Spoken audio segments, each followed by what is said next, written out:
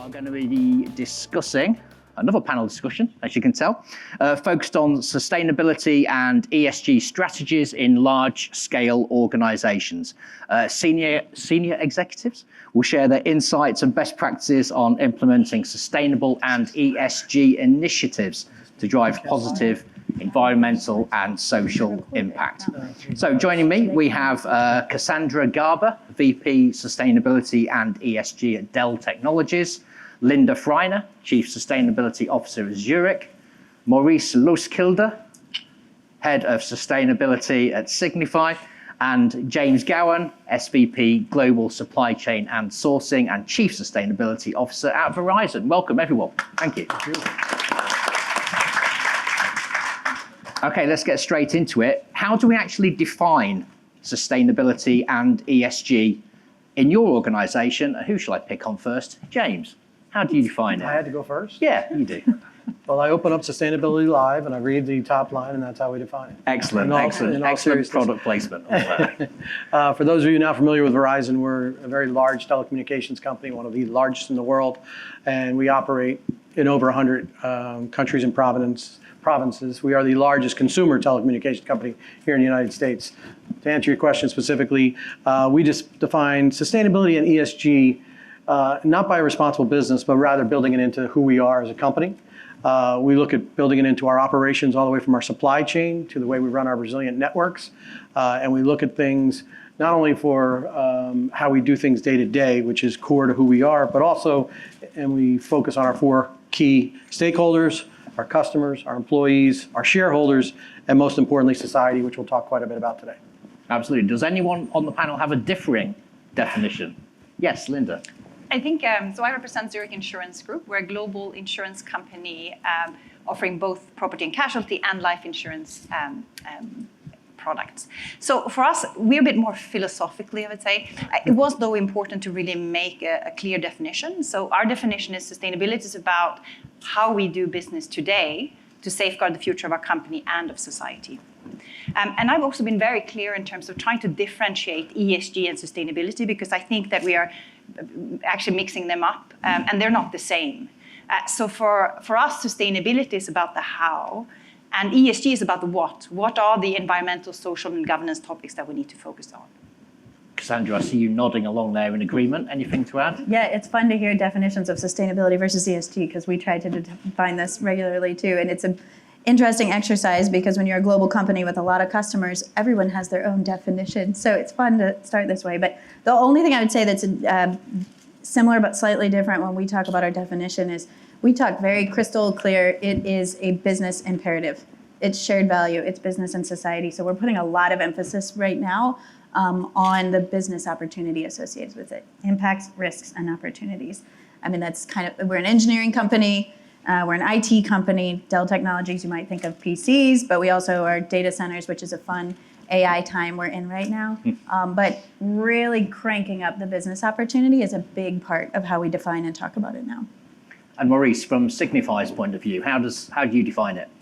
Yeah, so for those of you who do not know Signify, we are the biggest lighting company in the world. We used to be Philips Lighting, so we spun off from Royal Philips back in 2016, and in 2018 we became Signify. And part of that split was also we took the legacy that we got, the sustainability legacy from Philips, but from 2018 or 17 onwards, we were really able to create our own sustainability program. And at that time, we defined it as Brighter Lives, Better World. So Brighter Lives is really focusing on social sustainability and better world on the environmental side, where in the past it was very dominated by environmental sustainability. So we wanted to bring in that social part. And we ran those programs for quite some years. Now, because we are listed in the EU, the definition of sustainability is also changing because of all the reporting, regulation, and disclosure requirements that come up. We'll see more standardization and harmonization across different companies, but I can say more about it a bit later. Okay, look, so how do we integrate these ESG considerations into your overall business strategy and your decision-making processes? Cassandra, I'll turn to you first for that one. Yeah, I love this one. This has been a huge focus. I tell people all the time, because I've been saying business integration for a long time, and they're like, thanks for the corporate speak. And I'm like, no. Truly, integration is sexy. Integration is the key to success. So I would say there's 3 key things that we have done. First, we have a strategy as a company that we talk about every year. It remains largely unchanged, but things evolve. We made sure it's in the corporate world, it's a PowerPoint. It is our strategy on a slide. And we have made sure that ESG performance, to your point, it's our metrics, it's our data, it's how we're holding ourselves accountable. ESG performance is one of our success metrics. There are only 5. So right there next to revenue, ESG performance, that drives accountability.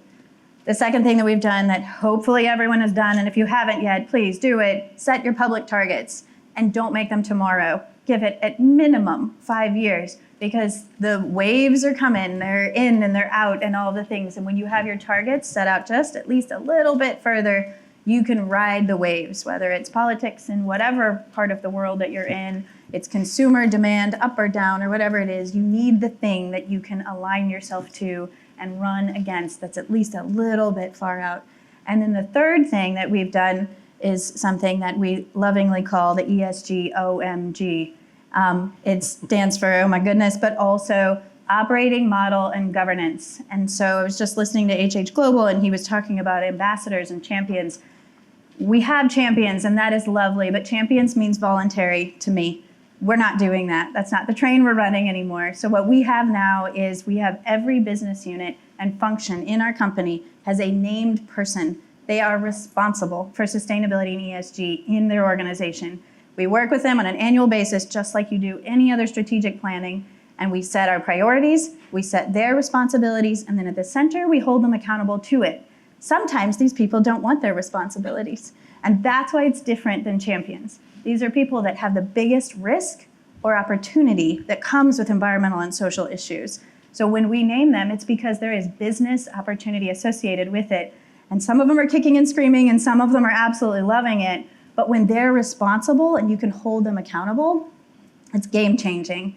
And then at the top of our OMG, we of course go to our executive leadership team and to our board of directors on a quarterly basis. They all hear what's going on. We have the opportunity to call things out or to redirect or shift.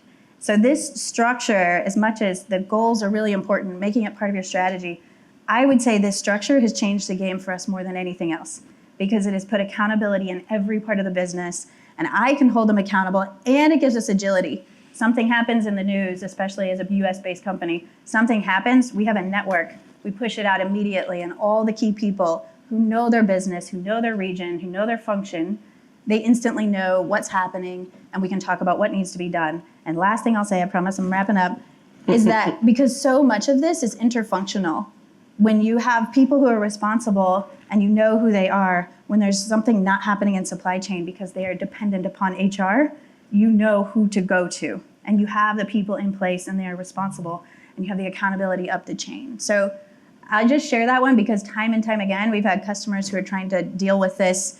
They want us to guide them on how do you set up that model that holds everyone in the company accountable because it is everyone's job, but for some people, no, seriously, you have got to do this and take this responsibility. You mentioned the key word there, which is accountability. Maurice, how are you how are you embedding accountability into embedding your ESG strategy?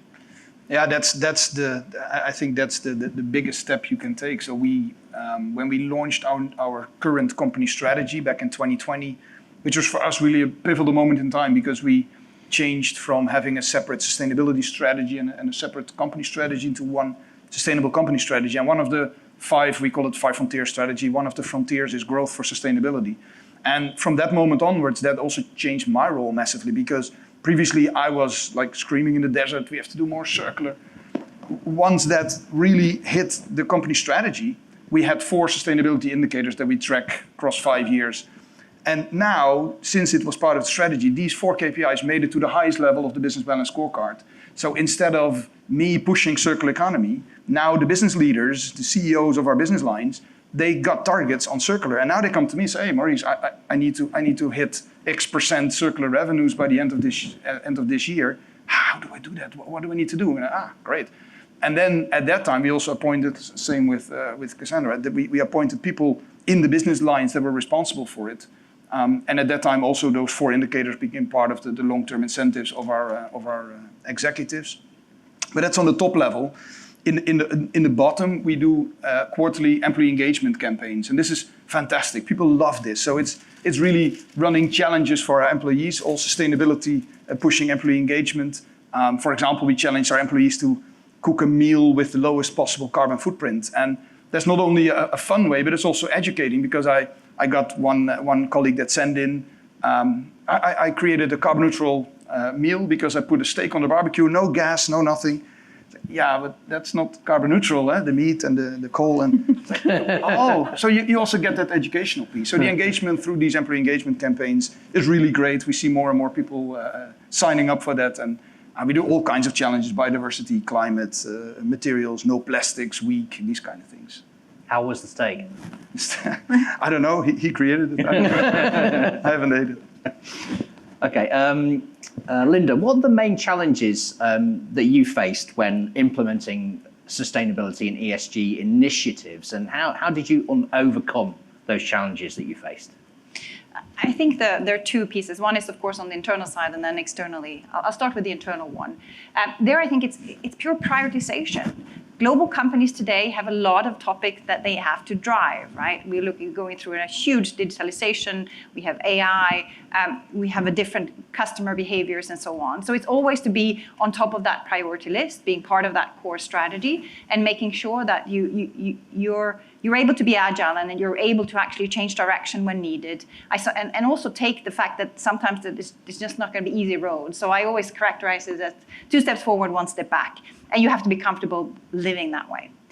From an external perspective, the big challenge we have is that we're not going to become net zero if the companies that we invest and that we insure become net zero. Because our scope 3 is not just our travel and employee commuting or supply chain, it's actually now also our insurance and our investment portfolio. And there, of course, we are very dependent on how the net zero transition is going for those companies. So our role is really to enable that transition. And last week we launched our first climate transition plan, really trying to push that to say, well, actually we're here to support our customers in their transition, in the technologies that they need, and really being here to listen and understand where they are going. So these challenges, and they keep on coming, and I think that's what makes this job so rich as well. So. Great answer. James, same question to you, actually. What are some of those challenges and how you've overcome them at Verizon? So at Verizon, I actually have 2 roles. I'm our Chief Sustainability Officer, but my day job is actually running our global supply chain. And the biggest challenge right now, and I love some of the things Cassandra was saying as you look at it from supply chain to product development, is all the issues that we've had and that came to light during COVID. That supply chain of where it starts and how does it get reused all the way through. By the way, Dell's a good partner of ours, and we talk a lot about circular economy. I didn't pay him to say that. I didn't know. I expect lower prices, though, but that's another topic. Always negotiate. Well played. But when you think about it, it's those typical issues. It's where are your raw materials coming from? Where are your components coming from? Have you built disaster recovery into your supply chain? I'll be spending 2 weeks in October doing our supply chain throughout Asia and working with a lot of our manufacturers. But that's just one part of it. Then you think about what's the end of life look like? And how do you make sure that you can pass the red face test on these guys? How many of these have a second life or a third life? And it's not just about doing it for its right reason. You can also create the business case. I liked, again, what Cassandra was saying from that perspective. But I also liked Linda's comments about your supply chain is your scope 3. There were 30 of us CSOs this morning behind closed doors. So if you heard screaming in New York, that was all of us talking about scope 3. It's how do you manage that end to end? And it's transparency, it's trust, it's making sure that whatever they're doing, wherever it is around the world, your suppliers are telling you the good, the bad, and the ugly. That's some of the biggest challenges. Oh, let's throw in inflation, let's throw in interest rates, let's throw in all the other things. And you hit on it up front. There's regulations coming. There are new regulations coming in Europe with CSRD and CSDDD, and there's potential regulations coming here. Regardless of where it is, we're going to operate sustainably. We're going to operate with the federal, state, and local laws, as all 4 of us up here will do, because that's what responsible businesses do. But at the end of the day, it's going to be how much effort do you spend doing that as opposed to innovating and making sure you're moving the entire ecosystem forward? Those are the challenges you have, because it's a balance. And it's a balance that you have to do the right thing, but you also have to keep thinking about the future. And to be honest with you, I love that you started out with the fact that if you don't have goals, get goals. We have our goals. We're net zero in our scope 1 and scope 2, our operations by 2035. We've got science-based target initiatives to reduce our energy efficiency. We have 100% renewable energy by 2035, all these different things. Those are goals. We're tracking towards them. They're not easy, but those are the type of things you have to do, and you have to measure them, and you have to be transparent about them. And then you have to tell your stakeholders, which also creates a tough conversation at times. Can I share a challenge? Of course. So you might move to the next question. Because to that exact point, so scope 3, oh my gosh, I'd love to scream at the group, because we all just need to vent together on that. Because in the world of tech, I haven't even said it yet, I don't think. Have I said AI? I don't think I even said AI no one yet. has. No. No one has. Wow. Okay. Yeah, Oh, you did up front. Oh, you did. Okay, Linda I'm sorry. said it. I'm so sorry I didn't catch it. I'm getting desensitized. It's used so much. But yeah, so we have goals. We've had them for quite some time, right? We're working towards net zero. And to your point about how many things are happening and how many challenges come up, the pace of change in this environment is ridiculous. Oh, look, there's a new regulation, CSRD, CSDDD, CBAM. Don't forget your CTAP and CDP, please. I mean, the acronyms are insane right now. But with AI, all of a sudden, our scope 3, Cat 11, the use of our products, because we serve data centers, all of our servers and storage and networking and all of these kinds of things is about to explode. So the way in which you, not only you set goals, but then you are agile and you have to redo, rethink, reinvent what you're doing as an industry. So the systemicness, I'm making that a word, the systemicness of these goals in scope 3 in particular is crazy, and you have to be flexible and agile and super collaborative. Another thing that sounds like corporate speak but is key to the success of this. That's a massive challenge when all of a sudden you've got new business models, you've got entirely new technologies that are changing the commitments you've made. Is a wild ride. I just have to throw it out there because it's a big deal for us. Absolutely. I'm going to pick up on one word that I think James said. It's not AI and it's not systemicness. Have you trademarked that, by the way? It was stakeholders. And Maurice, turning back to you, I'd like to know how you are engaging your stakeholders, including employees, customers, and investors, importantly, in supporting your sustainability and ESG efforts. How are you doing that? Yeah, that's super important. So when we start with external, like what Linda was saying, we also launched our climate transition plan earlier this year. And that's a bit also to the point of net zero. We see many companies that set a net zero target, and it's good to have that ambition. There's companies that don't do anything. So the first step is measure your carbon footprint, report it, then set a target on it. But that fourth step of launching a climate transition plan, in my view, is missing for a lot of companies, because then you really show transparency on how are you actually going to get there. And part of that plan is also our advocacy and accountability piece. So we use the 4A framework of the We Mean Business Coalition: ambition, action, advocacy, accountability. And before we launched that plan, we really did a lot of stakeholder engagement with investors, with employees, but also with customers, with suppliers, with NGOs, with peer companies to test our climate transition plan. So we are always very active in that field. The advocacy piece is for us very important because we are just one company, and if we want to change our scope 3, then we need to really change a lot of companies. So we really need a sector transition like we've done before, from incandescent lighting to LED lighting. And now we need to change that from doing business more sustainably within our wider ecosystem. So we do a lot of, especially with investors, that massively changed, because like 6-7 years ago, investors, well, they had to start with ESG, and most of the time they simply asked the question about, do you have a sustainability policy? And if I then just said yes, then we had a tick and that was good. Now you really get detailed questions about biodiversity, avoided emissions, about post-consumer recycled content, these kind of things. So it's really changing as well. So we have to be in the forefront and be very actively engaging with our investors, employees I just spoke about. And the same for customers. Not everywhere in the world, customers are asking for the same sustainability requirements as, for example, in Europe. So there we really try to push for the regions where customers are not asking for it. We try to push for it, that they should be asking for it. So with that, we really try to drive the entire ecosystem and sector to more sustainable. Linda, same question to you, actually. How are you engaging those stakeholders? And maybe you can give us a perspective from a global organization like Zurich as well. Yeah, I think to start with on the employee side, and we touched a little bit upon that, in addition to targets and priorities and scorecards, it's really important to build a culture of sustainability. So we actually spent the first 5-6 years internally looking inwards to say, what can we do as an organization? Now, we don't have a big supply chain, we have offices and material, but it was really important to just take away the printers, to take away the plastics, and we've cut air travel with 65% compared to 2019, so that people actually feel that this is in our culture. This is not just something that we're talking. Because then we can actually be credible out in the marketplace. Now, when we're out with our climate transition plan, we're building a big risk advisory services to actually provide services to customers in terms of assessing risks and understanding how to better adapt and create resilience against risk.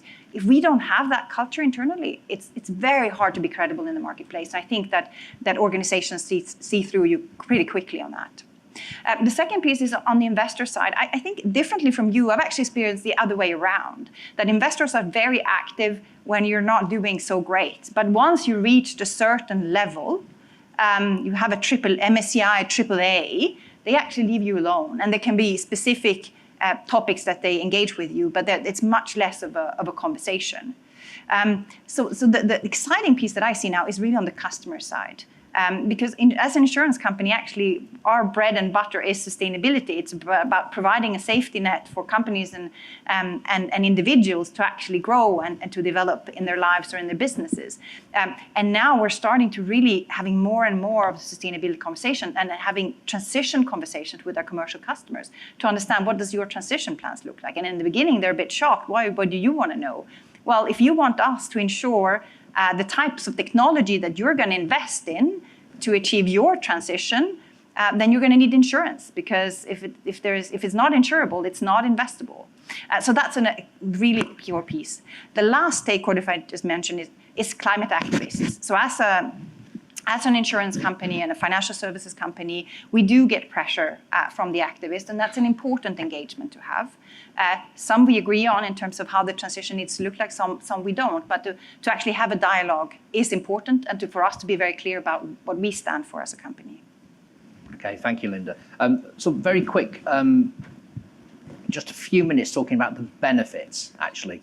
Cassandra, I'm going to ask you, in what ways has pursuing sustainability and ESG initiatives benefited your organization financially, socially, and environmentally?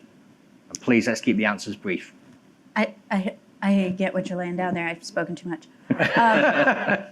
So, I mean, let me count the ways. I mean, truly, that could be an entire day-long conversation in itself. I mean, let's talk supply chain resiliency. Let's talk, financially, I would say both risk and from, sure, there's the premium conversation. Consumers and customers will pay a bit more in some cases, but the white space innovation that happens whenever you actually think about sustainability issues as a way to create new products.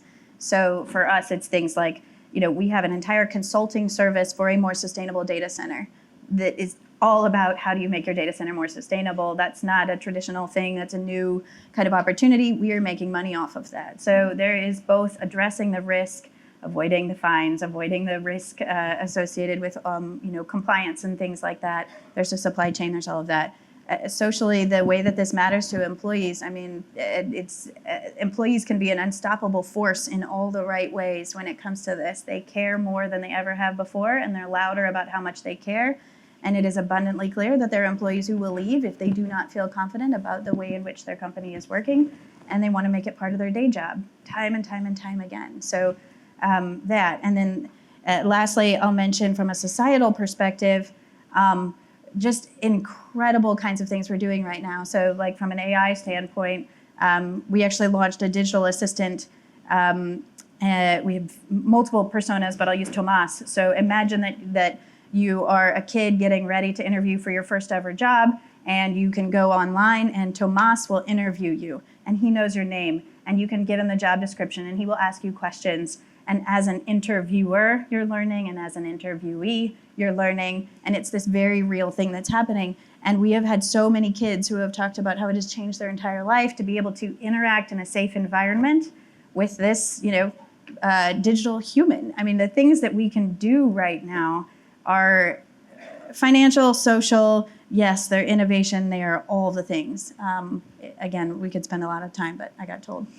You got told not to, yeah. That's it. James, very briefly, from your point of view as well, same question. Very briefly, I'll go in reverse order. Society, somewhere in New York City right now, actually up on 60th Street, my boss, our chairman and CEO, Hans Vestberg, is announcing an alliance we have with the Edison Alliance, where we're helping to shrink the digital divide. And that's a societal aspect of bringing connectivity to people everywhere around the world. Got a long way to go, but we are absolutely committed to that from a perspective. It's who we are, it's what we represent. Move back up the value chain, and you think about what we do, you go right to revenue. You look at IoT, you look at smart cities, you look at smart transportation, all those things. Well, what are they powered by? They're powered by the largest fiber network in the United States and by the largest 5G rollout in the United States. And we're very, very proud of that. And then take it down into a sweet spot that my pal right here is in. We think about lighting and smart lighting and things like that. We're working with some of the largest energy producers, Duke Energy, for example, where we're actually putting in smart lighting in cities so that they can be run just like a network operation center for a city, how they can manage their lighting, how they can return ROI back to the taxpayers, because I'm sure they give it back to the taxpayers in those cities. And then also they can run it sustainably for maintenance and everything else. And the last comment, really, really quick, it's about the passion of our employees. I could not agree more. You invoke that passion. We actually have a piece of our short-term incentives, which are annual bonus. Every employee has that. It drives that passion, but we have over 60,000 Green Team members in 60 countries. It's truly amazing, and it was a napkin idea that just exploded. So that's how we think about it. Okay, thank you. And just to wrap things up, I'm just going to have very brief thoughts from all four of you on the panel. I'm going to ask Linda first. Looking ahead, what are your top priorities and goals for advancing sustainability and ESG practices within Zurich in the coming years, and let's say next 2 to 3 years? What we want to do is really to start moving the conversation to talk about net zero transition, to talk also about climate resilience and adaptation. Because we are at the state that every degree counts. Whether we miss 1.5 or not, we're going to have to invest more and more into adaptation and resilience measures. So that's a conversation that we want to have with our customers to really make sure that they understand the exposure that they have to climate risk and how we can help them to lower that risk. There's a lot of talk in the world, of course, around insurability and affordability, and especially in this country. But the reality is we have to really manage the risk to make sure that the insurance is available. So that's a key priority for us and being able to advise our customer in this space. Thank you. Maurice? Yeah, so looking at environmentally, climate, of course, the execution of our climate transition plan, how will we get to net zero by 2040? That is the goal that we have. About 2% of the global greenhouse gas emissions currently come from lighting. If we would today transfer everything to LED, that would halve. So we could bring that down to 1%. So that is what we are focusing on in terms of innovation, rolling out more ultra-efficient connected LED technology. When it comes to circular economy, very important. It's on one hand the material transitioning more to recycled content, bio-based content. That's where you're testing. We currently have 3D printed technology with which you can print luminaires from these big water jugs that you put upside down in those water coolers. Fishing nets from the oceans, we 3D print into luminaires. But also, what are you going to do at the end of life? New business models like light as a service, refurbishment models, which were in the lighting industry not really used before. So these kind of things is what we are picking up in the coming few years. Thank you. James? Building resilient networks that are up 99.9999% of the time, focusing on that risk factor of that circular economy, sustainable supply chains. And lastly, finding out a way to continue to move our customers and our employees forward to work green and live green. I like his last words. Work green and live green. I'm just going to repeat them. I'm just kidding. Is this thing on? So I would say for us, the OMG that I referenced before, as part of our model, we make very clear what our priorities are, and we tell everyone internally and externally about them. Our priorities are, first and foremost, prepare for those regulations. Like it or not, they're coming, and that is, basic, fundamental. If we want to do business across the world, we have to be ready for those. So we are leveraging CSRD as the way to think broadly about how we are prepared for all of the global regulations that are coming our way. So compliance and reporting is our top priority. Second, deliver on our 2030, 2040, 2050 goals. We will not lose sight of that. We will not dial back on accountability to driving to those things. Third, probably not surprisingly, we call it our customer critical few. So we go through a process of what are the few things that our customers, broadly, our stakeholders, are looking for from us, and it is sustainable AI. Not just leveraging AI in data centers and what is the energy consumption associated with that, but the digital divide, which is substantial, and those who have not had will continue to not have if we do not upskill, because it's coming and people will be left behind. And so it is the impacts of AI and the opportunities that it brings. So how can we leverage AI to be more sustainable, to rethink how we're upskilling people and those kinds of things is a massive priority for us, and super open to anyone who wants to partner on that, because it's full of systemicness. Absolutely. Thank you. We have to leave it there, but I'm sure our panel will be more than happy to take any questions in the networking area. Thank you so much, Cassandra, James, Maurice, Linda. Thank you. Thank you. Thank you, guys. Thank you. Thank you.